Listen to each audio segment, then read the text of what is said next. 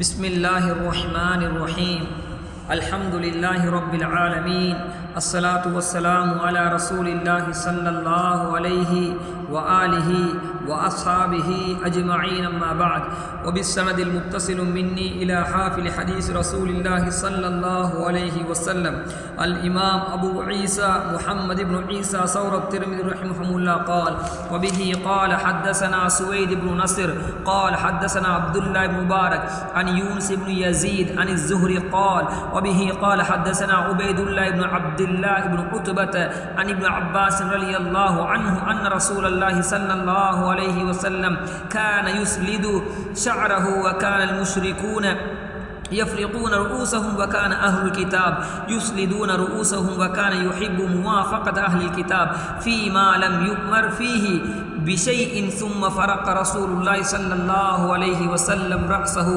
सदक़ रसूलुल्लाहि सल्लल्लाहु अलैहि वसल्लम। கண்ணியத்துக்குரிய சகோதரர்களே, அல்லாஹு தஆலாவின் நல்லடியார்களே, இன்று நாம் ஷமாயிலு திர்மிதி என்ற கிரந்தத்தின் 30வது ஹதீஸை கற்றுக்கொள்வதற்காக வேண்டி வீட்டிருக்கிறோம்.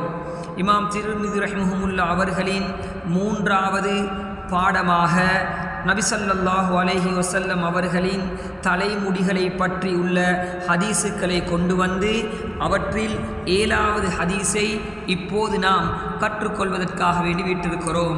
இந்த ஹதீஸினுடைய கருத்தின் பக்கம் நாம் நகர்வோம். இந்த ஹதீஸின் அறிவிப்பாளர் இப்னு அப்பாஸ் ரலியல்லாஹு அன்ஹு அவர்கள் அல்லாஹுவின் தூதர் முஹம்மது ஸல்லல்லாஹு அலைஹி வஸல்லம் அவர்கள் தங்களின் தலைமுடியை வகிது எடுக்காமல் தலையை சுற்றி தொங்கவிட்டு வந்தார்கள்.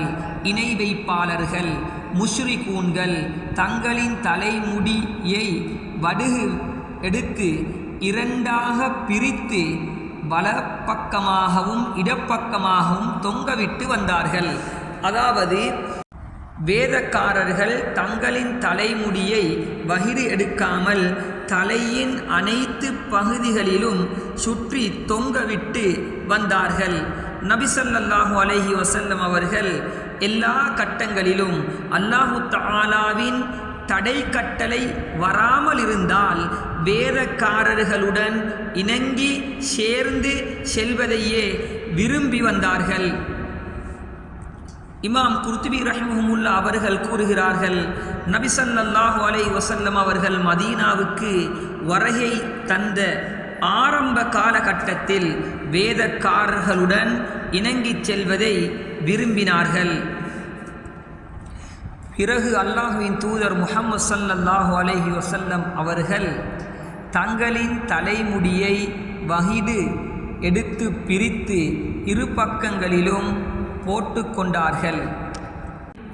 2 முறைகளையும் கடைபிடிக்கலாம் என்பதற்கு இந்த ஹதீஸ் ஆதாரமாக இருக்கிறது. எனினும் வகிது எடுப்பதே சிறந்தது.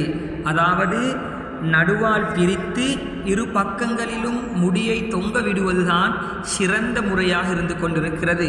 என்றாலும் நபித்தோழர்கள் இதற்கு பின்னால் நபி ஸல்லல்லாஹு அலைஹி வஸல்லம் அவர்களுக்கு முன்னால் வகிடு எடுக்காமலும் வாரி இருக்கிறார்கள். நபி ஸல்லல்லாஹு அலைஹி வஸல்லம் அவர்கள் எதுவும் யாருக்கும் சொன்னது கிடையாது என்றும் எழுதப்பட்டிருக்கிறது. இந்த ஹதீஸை இமாம் புகாரி, இமாம் முஸ்லிம், இமாம் அபூ தாவூத், இமாம் நசாஇ, இமாம் இப்னு மாஜா, இமாம் முஸ்னத் அஹ்மத் போன்ற இமாம்கள் அவர்களுடைய கிதாபுகளில் எடுத்தெழுதி இருக்கிறார்கள்.